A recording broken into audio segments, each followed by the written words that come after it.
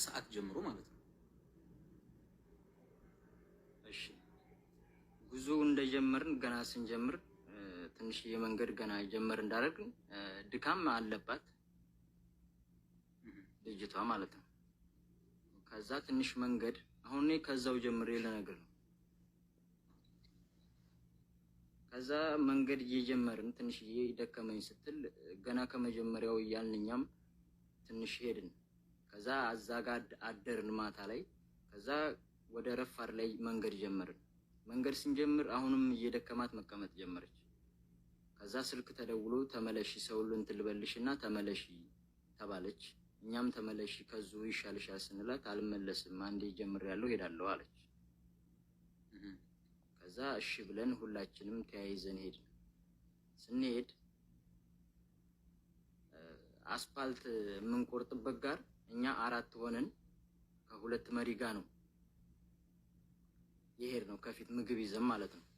እንደዚህ ሻል የሚሉ አለ የለ መንገድ ላይ የሚጓዙ እነዛ ሆነን 4 ሆነን ከፊትኛ ከሁለት መሪ ጋር ቀድመን ሄድን።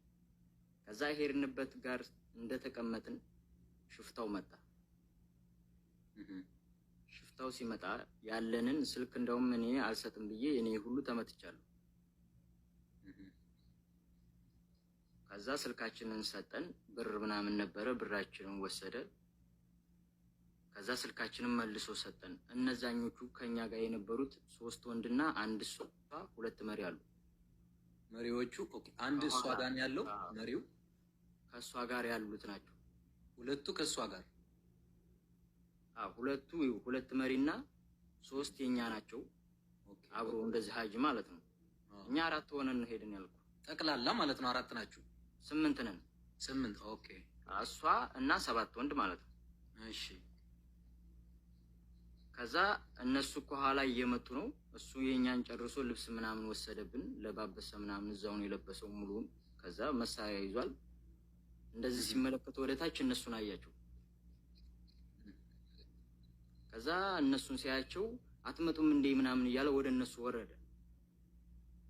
ወደ እነዛ ወደ መሪዎቹ ማለት ነው። ወደታች ወደ እኛ ጓደኞች ጋር ማለት ነው። ኦኬ ግማሾቹ የእናንተ ጓደኞች ሀናና 3ቶቹ ማለት ነው ከመሪዎቹ ጋር። ኦኬ ከዛ ወደ እነሱ ወረደና እዛው አጠገባችን ነው። ወደታች ወረደ ብሎ ግን ጎድጓዳ ነገር ነው። የኛ ጓደኞች መጡ፣ ወንዶቹ ማለት ነው። መሪውን እንደውም መጥቶታል ነው ያሉን። አሁን እዛ እኛ ጋር የነበሩት ማን ነው? ሽፍታው ነው ለመሪ የመተተው? ፈጠን በሉ እያለ ማለት ነው። ለማን ነው የመጣው? ለወንድም መሪውን ነው እንጂ ሽፍታው ነው የመጣው። መሪው ለሽፍታው ነው? ሽፍታው ለመሪው? ሽፍታው መሪውን መታው ነው። ኦኬ እሺ። ከዛ እንደዚህ ውጡ እያለ ወደ ላይ ማለት ነው ወደኛ ጋር ሊደባልቋቸው። እሺ ከዛ ሁሉም መጡና እሷ እዛ ጋር ቁጭ ብላለች ብቻዋ። አዎ እሺ። እዛ ጋር ተቀምጣ አሁን የዛኔኛ አሁን በአይናችን ያየነው ነገር የለም፣ ግን ጩኸት ሰምተናል። እሺ አንድ እዚህ ላይ የምጠይቅህ እዛ ቦታ ላይ እስክትደርሱ ድረስ ከመጀመሪያ ጀምራችሁ ጉዞ ጀምራችሁ አሁን ያልከው ሽፍታው የያዛችሁ ቦታ ላይ እስክትደርሱ ድረስ ቢያንስ የስንት ሰዓት ጉዞ ይሆናል?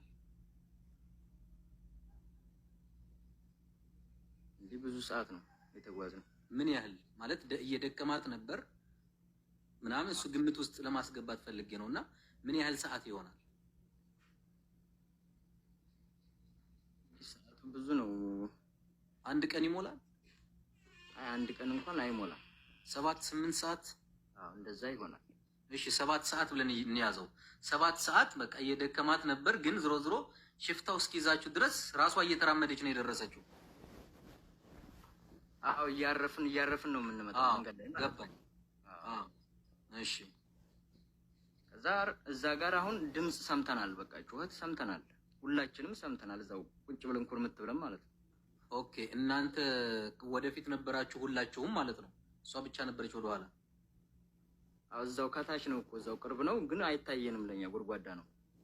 እሺ እዛ ላይ የተለየችው ሽፍታው ለመሪው ሲመታው ነው እሷ ወደኋላ የቀረችው? ወንዶቹን መጡ ወደኛ። ሽፍታውን ሲመታው ማለት ነው? ሂዱ ወደ ላይ ሲላቸው ከመሪው ጋር መጡ ወደኛ። ኦኬ እሺ። ሀና እዛው ቀረች ማለት ነው። ከዛ ጩኸት ሰማንና በጣም የሆነ ጩኸት ሰማን። ከዛ አዝሏት መጣ ወደኛ። ማን ነው ሽፍታው? አዝሏት መጣና ትንሽ መንገድ ከዛ ቅደሚ፣ ከዚህ በኋላ እንደዚህ አይነት መንገድ አይደለም የምትሄጂው እያላት ከዛ የዛን የምትሄደው እሷ ወደኛ ስትመጣ በእጇም በእግሯም ነው በቃ እንደዚህ ቀስ ብላ በጣም ደክሟታል ስትመጣ ወደኛ። ከዛ እኛ ጋር ተደባለቀች። እነዛን ፈተሸ ምናምን ድጋሚ እመጣለሁ ካገኘሁባችሁ ገንዘብ አለቃችሁም ማለት ነው። እሺ ከዛ ሄደ። ሲሄድ ተያይዘን ሁላችንም ሄድን ከዛ ቦታ ላይ። እሺ አናም አለች። አዎ እሺ። ከዛ ቦታ ላይ ተያይዘን ሄድን ሁላችንም። ከዛ የሆነ ቦታ መርከዝ አለ። እዛ ቦታ ላይ ጀበል ነው የምንወጣበት። እስከሚመሽ ተጠበቀ ቦታውን ለመሄድ ማለት ነው። እስከ መርከዙ ድረስ ግን አሁንም ሀና እየደከማት ቢሆን እየተጓዘች ነው። አዎ እሺ። ከዛ ሄድንና ዳገት እንደዚህ እያረፍን በቃ ጫፍ ላይ ወጥተን እንቀመጣለን እያሉን በቃ እንደዚህ እዚች ጋር እያሉን ሁላችንም እንደዚህ በቃ ቀስ እያልን ሄድን። እሺ። ከዛ ማታ ላይ እዛ ቦታ ላይ አሁን ስንተኛ እንደዚህ በቃ የሆነ ደልዳላ ቦታ መርጠህ ነው እንደዚህ ለየብቻችን የምንተኛ። እንዴት አሁን ስልክ ስታወራ አልሰማህም እያሉኝ ስለሆነ ብዙዎች ማለት ነው። እሺ። ከዛ እንደዚህ ስንተኛ እንደዚህ ልፍ እያልን ለየቦታ እንደዚህ መርጠን ነው የምንተኛው። አዎ ገባኝ። እዛን ሰዓት ከሷ ጎን የኔ ጓደኛ የተኛ አለ። ያኔ ስልክ እያወራች ነበር ሀና። አዎ ያንን ስልክ ያወራችውን የነገረኝ ለኔ ደግሞ ኮምቦልሻ ስንደርስ ነው ልጁ ማለት ነው። እንግዲህ ያንን ቦታ ካለፍን በኋላ እዛ ቦታ ላይ ስታወራ ነው እንግዲህ እሱ ስታወራ ይሰማል። ተክላይ በኢትዮጵያ በተለያዩ አቅጣጫዎች በሙሉ የሚመጣ ህዝብ አብዛኛው ከሱ ቤት ነው የሚገቡት። በቀን በትንሹ እስከ 200 ሰው ይገባል። ዙሪያው በብሎኬት የታጠረ ነው እንትኑ የካምፑ ማለት ነው። የሱ በርካታ ሰዎች ናቸው የሚመጡለት። ቢያንስ ለአንድ ሰው 1200 ሪያል ይከፍላል። ለየመኔው ሱልጣን ለሚባለው ቅድም ሰይድ ወደ መነበህ ምናምን ደውሏል። እስከዛ ሆቴዎቹን ለማገናኘት ለሰይድ ጋር ጓደኛ ያለ አገናኛለሁ። ሁለተኛ ሬሳው ካለበት ቦታ ላይ ትናንት ያሳዩት ያን ዋዲ ጅዛን አይደለም ቦታው። እኔ ቢያንስ መጥቻለሁ። አሁን የመጣሁት ዋዲ ጅዛን አይደለም ቦታው። ሁለተኛ በዛ ሲሄድ ወደ 20 ጊዜ መርቷል። ደንበር አስቆራጭ ነው ጓደኛዬ። 20 ጊዜ መርቷል። በዛ ትኩስ ሬሳ እስካሁን ድረስ አላገኘሁም ብሏል። ሌላው ነገር ስለ ተክላይ የማታውቁትን ነገር ቢኖር ምንድነው ብሬክስ በትንሹ ልታውቅ ትችላለህ። ሰይዶ ረባቦና ብሬክስ ሌሎቻችሁ ላታውቁ ትችላላችሁ። የመን ከሁለት የተከፈለች ሀገር የመን ከሁለት የተከፈለች ሀገር ናት። ሱንይና ሁቲ ናቸው የሚያስተዳድሯት። ስለዚህ ለሁቲዎቹ ማንኛውም ሰው ገንዘብ ከከፈለ የፈለጉትን ነገር ማድረግ ይችላሉ። ቢያንስ ተክላይ የፈለገውን ገንዘብ ለሁቲ መክፈል ይችላል። ተክላይን የማያውቀው ሁቲም የለም። ስለዚህ ከተክላይ ጋር የምታደርጉት ንግግር ምንም አይነት ጥቅም የለውም። ተክላይን በሁቲ ለመያዝ መደረግ ያለበት ተክላይ ከተያዘ ይሄ መነበህ ምናምን ሳይሆን ሰዓዳ የየመን ዋና ከተማ እዛ ቦታ ላይ ማንኛውም ሀበሻ ገንዘብ ተከፍሎት የመሻወር የተለያየ ታክሲ ተከፍሎት እዛ ቦታ ላይ ለሁቲዎቹም አስፈላጊው የገንዘብ ድርድር ተደርጎ እሱ ሊያዝ ይችላል። ከዛ ውጭ እስከ መነበህ ባለው ግን የተክላይ የራሱ ቁጥጥር ነው። ያነ መስመር የራሱ የሚቆጣጠርበት ነው። ገንዘብ እንደፈለገ እስከ አፍንጫቸው እየረጨላቸው የሚቆጣጠሩበት መንገድ ነው። አይቻልም። ሁለተኛ እንደገና ደግሞ እኔ ቢያንስ አዲስ አበባ ፖሊስ ኮሚሽን ስታቲክ ምርመራ ሰርቻለሁኝ። ማንም ሰው ስለ ወንጀል ምርመራ እዚህ ጋር የሚከታተል ሰው ያውቃል። ስለ አስክሬን እኔ 1 ዓመት አስክሬን የ6 ወር የ3 ወር ምናምን አይቻለሁኝ፣ አውቃለሁኝ። አንድ ሰው ቢያንስ በ2 ወር ከምናምን ቀን አይን ሊገኝ አይችልም። ሁለተኛ እንደገና ደግሞ አንድ አስከሬን በ2 ወር ከምናምን ቀናት ውስጥ ልብሱ አይወልቅም። እዛው ከሰውነታቸው ጋር ነው ልብሱ የሚቀረው። የመጀመሪያ የሚሆነው ይሄ ፊታቸው የመምጠጥ ባህሪ ያመጣል። ሁለተኛ ሰውነታቸው የመድረቅ፣ ከዛም ይሄ ጉልበታችንና መገጣጠሚያችን አካባቢ ወልቆ እዛው ጋር ነው የሚቀረው። ልብሱ ግን የፈለገ አመት ቢቆይ አይበሰብስም። ከምን ጋር ነው የሚቀረው? እዛው ከሰውነታችን ጋር ነው የሚቀረው። ከዛ ያ ሰውነታችን ፀሐይ በመታው ሰዓትና የተለያየ ነገር ባገኘ ሰዓት ትልይ ይተላል። ሁለተኛ እንደገና ደግሞ ስባችን እየቀለጠ ይመጣል። ስባችን በቀለጠ ሰዓት ያን ልብሱ ከሰውነት ጋር ይሄ ማውጣት አይቻልም፣ በፍጹም አይቻልም። ምክንያቱም እኔ ቢያንስ በትንሹ 2 ዓመት ሰርቻለሁኝ። የስታክቲክ ምርመራ 2 ዓመት ሰርቻለሁኝ፣ አውቀዋለሁኝ። ሬሳም አይቻለሁ ባይኔ፣ ብርቅ አይደለም። ታውቃላችሁ። ስለዚህ ያ ሬሳ እነሱ አይን ወስደን ምርመራ እናደርጋለን። ኢትዮጵያ ላይ አይደለም እንደዚህ አይነት ምርመራ ወላጅና ልጆች አንዱን ወላጅና ከልጅ ጋር ለማገናኘት የናሙና ውጤት እንኳን ሲሰጥ የነበረው እስከዛሬ በውጭ ሀገር ነው። አሁን ነው በኢትዮጵያ ፌዴራል ፖሊስ ኮሚሽን የተጀመረው። አሁን ነው ያንም የምራቅ ናሙና ተወስዶ ነው የሚቻለው። ሁለተኛ አይን የሚባለው ነገር ባለፈው እነሱ እሷን የገደሏት መቼ ነው? ትናንትና ወደ 50 ምናምን ሺህ ሰው ተቀምጦ ነው እሷን የገደሏት። የዛኔ ነው እሷን የገደሏት። ያሳዩት አስክሬን ብለው ያሳዩት ጭንቅላት ነው። ከጭንቅላቷ በላይ ምንም አይነት አይን የሌለው የተገፈፈ አጥንት ብቻ ነው። እዛ ቦታ ላይ አይን ሊገኝ አይችልም። በፍጹም አይን ሊገኝ አይችልም። አስከሬንም በዛ ልክ አይሆንም። አንደኛ ልብሷ ለብቻ ነው የወለቀው። ምንም አይነት ስብም የለውም። ምንም አይነት ደምም የለውም። ምንም አይነት ትልም የለውም። ገባቸው። ስለዚህ አንደኛ ያን አስከሬን ውሸት መሆኑን አንድ ማረጋጫ ነው። በህይወት ለመኖሯ አይን ወስደን እናረጋግጣለን። ምናልባት በህይወት ያለችውን ሀናን አንድ አይኗንም ኦር ሁለት አይኗን አውጥተው ለምርመራ ሊወስዱት ይችላል። ያንንም ከቤተሰቦቿ ጋር ምናምን አላውቅም፣ ሊገናኙም ላይገናኙም ይችላሉ። መደረግ ያለበት አንድና አንድ እርምጃ መውሰድ ነው። ከማን ጋር ተከላይ ምናምን የሚባለውን ነገር ተውት። እሱ የመኖችን ሆቴዎቹን በገንዘብ እስከ ፍንጫቸው ይዘጋቸዋል። ነግሬያቸዋለሁኝ። በቀን 200 ሰው ነው የሚገባለት። ለአንድ ሰው 1200 ሪያል ነው የሚከፍለው። በቀን 200 ሰው ከገባለት 1200 ሪያል ሲካፈል ሲባዛ በ200 ሰው አባዙት ስንት ብር ከተከላይ ስንት ብር እንደሚያገኙ። ስለዚህ የመን በተለያዩ በፖለቲካም በኑሮ ደረጃም የወደቀች ሀገር ናት። ብሬክስ ምናልባት ከመጣ ስለቆየ ስለ የመን በትንሹ ሊረዳ ይችላል። እኔ የመጣሁት አሁን በቅርብ ነው። ሁቲ የተቆራረጠች ሀገር ናት። ለራሳቸው የሚበሉት የሚቀምሱት የላቸውም፣ ገንዘብ ይፈልጋሉ። ስለዚህ ደግሞ ተከላይ የገቢ ምንጫቸው ነው። እነሱ ገንዘብ ካገኙ የፈለጉትን ነገር ማድረግ ስለሚቻል፣ ስለዚህ የልጅቱን ህይወት ለማደን ሁለት አማራጭ ነው ያለው። እሱም ኢትዮጵያ ያሉትን ቤተሰቦቻቸውን መያዝ ከነ ንብረቱ፣ ምናልባት ቤት ሊኖረው ይችላል፣ የተለያዩ ቁሶች ሊኖሩት ይችላሉ። እነዚህን ከነ ንብረቱ በቁጥጥር ስር መዋል ነው። ሌላው እሱ እዚህ ሳውዲ አረቢያ ያሉት የጅዳ እንትን አለ ምንድን ነው የቆንስላ ጽሕፈት ቤት እንትኖች የኤምባሲ አባሎች አሉ። እነዚህ እሱም በቁጥጥር ስር መዋል አለባቸው። ከማን ከሀበሻ ከሚባለው ጀምሮ። ሌላው ከእነሱ ጋር ሲሰራ የነበረው አንደኛው ልጅ ፎቶግራፉ ደርሶኛል፣ ፎቶግራፉን እልክላቸዋለሁ። ያንም ልጅ በቁጥጥር ስር ይውላል። ለምን? እነዚህ ሰዎች አንደኛ ሁለተኛ ገዳይ ናቸው። የውሸት ምስክር የሰጡት ሰዎች ናቸው። በውሸት ይጠየቃሉ። የውሸት ምስክር በመስጠታቸው ይጠየቃሉ። ሌላው ነገር እንደገና ሴቷ ልጅ ከእነሱ መካከል ምስክር ከሰጡት አንዱ ሰው ከተያዘ ሌላውን በቁጥጥር ስር ለመዋል ቀላል ነው። ይሄን ለማድረግ ምናልባት የሰው ኢጋማ ይኖረው አይኖረው እኔ ስለማላቅ እርግጠኛ ስላላለው ኢጋማ ካለው በኢጋማው ይያዛል። ሰይዶ ረባቦም ብሬክስም ስለምታውቁ የሳውዲ አረቢያን ሕግ ስለምታውቁ በ10 ደቂቃ ውስጥ ይያዛሉ ኢጋማ ካላቸው። ኢጋማ ከሌላቸው እነዚህ ሰዎች ማንኛውም ሀበሻ ጠቁሙ ይመች የሚባለው ከነ ቤተሰቦቹ በቁጥጥር ስር መዋል ብቻ ነው ያለው አማራጭ። ይሄ ምርመራ ምናምን የወለቀ አጥንት የሆነ ቅል የሆነ ጭንቅላት አይታችሁ ምርመራ የሚባል ነገር አይሄድም።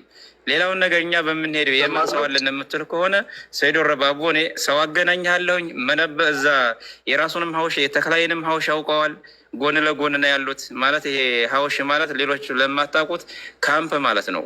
የኔ ጓደኛ የካምፕና ይሄ የተክላይ ካምፕ ጎን ለጎን ነው። ስሙን አልጠቅስልህም። ማሜ ብለህ ትጠራዋለህ። እኛ ስም እንሰጠዋለን። ማሜ ብለናል። የፈለክበት ቦታ ድረስ አብሮ ለመሄድ ዝግጁ ነው። ዛሬ ቀን ላይ አውርቼዋለሁኝ። ይሄ ምርመራ የሚባለውን ነገር በፍጹም እንዳትቀበሉ። ከዛሬ ጀምሮ እዚህ ጋር ተቀምጦ ብዙ ወሬ ማውራቱ አይጠቅምም። ሬሳውንም ያሳዩትን አይቼዋለሁኝ። ኢትዮጵያ ውስጥ እንደዚህ አይነት ምርመራም አይደረግም። ስለዚህ ይመች የሚባለውን ሰው እንዴት በቁጥጥር ስር እናውለው? ኢትዮጵያ ያለው ቤተሰቦች እንዴት በቁጥጥር ስር ይዋሉ? ኢትዮጵያ ያለው ንብረት ውስጥ እንዴት በቁጥጥር ስር ይዋል በሚለው ብቻ እንነጋገር። ኦኬ፣ በቃ የይመች ነገር የሞተ ነገር ነው፣ የትም አያመልጥም። ከዚህ በኋላ እኔ ቁጥሩን አሳልፌ ሰጥቻለሁ። አይ ቲንክ ተክላይም ስፖንሰር ያደረገው ሰው መያዝ ይችላል፣ አያመልጥም። ምክንያቱም ቁጥሩ የሳውዲ ነው። እሱም ቢሆን ቁጥሩን ያወጣለት ሰው መያዝ ይቻላል። አይ ቲንክ በዚህ እንሂድ ካላችሁ ያው ሄጄበታለሁ። እንግዲህ የሚመጣውን አብረን እንጠብቀን። እኔም አንድ የምለው ነገር ቢኖረኝ ሁላችሁም እንደምትሉት ይሄ አሁን እያደረጉ ያሉት አካሄድ በጣም አድካሚ ነው። አሁን የተስማሙበት ይህንኛው የተክለይ አለቃ በጣም ለተተከለ ጋር እየተከላከለ ነው አለ። ከዛ ያንን ወታ እሷ እዛ ላይ እንደተቀመጠ እኛኑ ተባል ከፊት። እሺ ከዛ እኛም ሄድን። እሺ ያ ገመዱን እንደውም እንደዚህ ሩካቦች ወደ ሳውዲ የሚገቡ ይዘውብን በጎን ነው የሆነ ጥፍጥፍ ያለ ድንጋይ አለ። በዛ ላይ ነው በጥፍራችንም በቃ የሆነ ነፍስ አውጭኝ ስለሆነ ሁላችንም በቃ በፍጥነት ነው እዛ ላይ ሁላችንም ወጣን። ልክ እሷ እንዳገኘናት በቃ እለፉ አለች። እሷም እለፉኝ ነው የምትለው። መጀመሪያ እለፉ ያላችሁ እነሱ ናቸው፣ እነሱ የሚመሩት ማለት ነው። አዎ እሺ። ከዛ ግን ለብቻዋ ቆይተዋታል አይደለ? እሷ እዛ ተቀምጣለች። በቃ እዛ ቦታ ላይ ነው አሁን እኛ እሷን በቃ ያለፍናት ቦታ እዛ ቦታ ላይ ነው። ኦኬ። እናንተ እስክትወጡ ድረስ ላይ ወስዶ መጀመሪያ ስለወጣች ገመዱ እዛው አብራ ከነሱ ጋር ቆይታለች።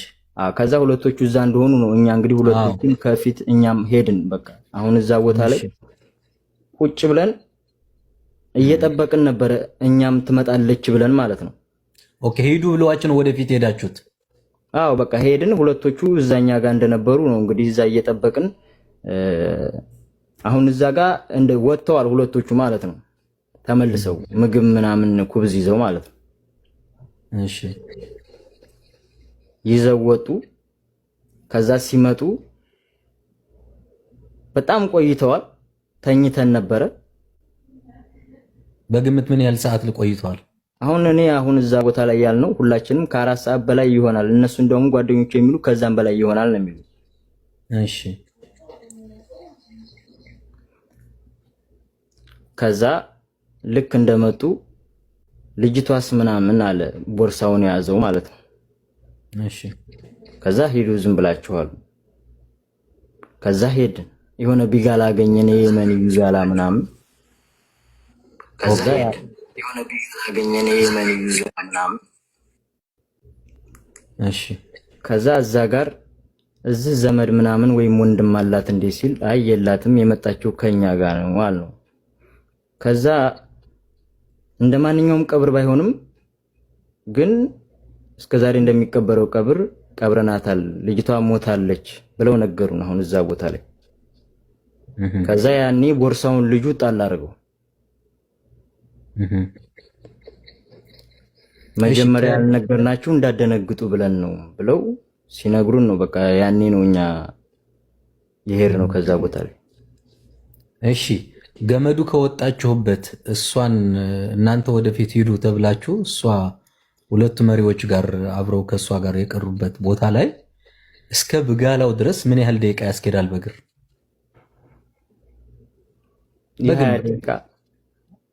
20 ደቂቃ። ከዛ በኋላ አስጊ መንገድ አለው? ከዛ በኋላም መንገድ አለው። አይ አስጊ ነው መንገዱ ማለት በፍርሃት የምትራመድበት ነው። አሁን ከዛ በኋላ ምንም ነገር የለም። አልፈናል፣ በቃ መርከዝ አልፈናል። ግን እየሄድን ነው በእግራችን። ግን መንገድ በጣም ብዙ መንገድ አለ። የሆነች ከተማ መኪና መጫኛ እሷ ጋር እስከምንደርስ በጣም ብዙ መንገድ ሄደናል። ከመሸ ነው እዛ የደረስነው። በመኪናም እንደዚሁ ብዙ ተጉዘን ነው አዋሽ ገባ። እሺ ሌላ ጥያቄ፣ ልጆቹ እናንተ ጋር የነበሩት መንገድ የሚመሩት ብሬክስ አንዴ ልናገር፣ ሞዲኔተሮች እባካችሁ ሰው አታስገቡ፣ አታስወጡ። ሶሪ ሰራ እዛ ላይ ሰው እነሱ ሁለቱ ልጆቹ መሪዎቹ በጠቅላላ እናንተ ጋር የነበሩት ማለት ነው ካሜራ ያለው ሞባይል አላቸው? እኔ አሁን ይዘው አላየሁም፣ ግን ከሻፊ ይዘው ነበረ። ግን እኛ አሁን እዛ ቦታ ላይ ልክ ድንበሩን ቆርጠን እንደተቀመጥን ቪዲዮ ሰርቻለሁ። አንድ ራቁቴ እንደውም ቲሸርቴን በጣም ላልቦን የሮኩበት አውልቄ ቪዲዮ ሰርቻለሁ። እኔ ያኔ ሲመጡ ግን ስልካችንን ሽፍታ አለ እኛ እንያዝላችሁ የሚነቅጡ ሽፍታዎች አሉ ሲሉን ስልካችንን ሁላችንም ሰተን የያዙት እነሱ ነበር። ኦኬ። ስለዚህ አብረዋችሁ ሲጓዙ አሁን 2 ቀን ከምናምን ነው አብረዋችሁ የተጓዙትና አብራችሁ የተጓዛችሁት እንግዲህ ከመጀመሪያ ጀምሮ እስከ መጨረሻው ማለት ነው። ማለት በአንድም ይሁን በሌላ መንገድ ስልክ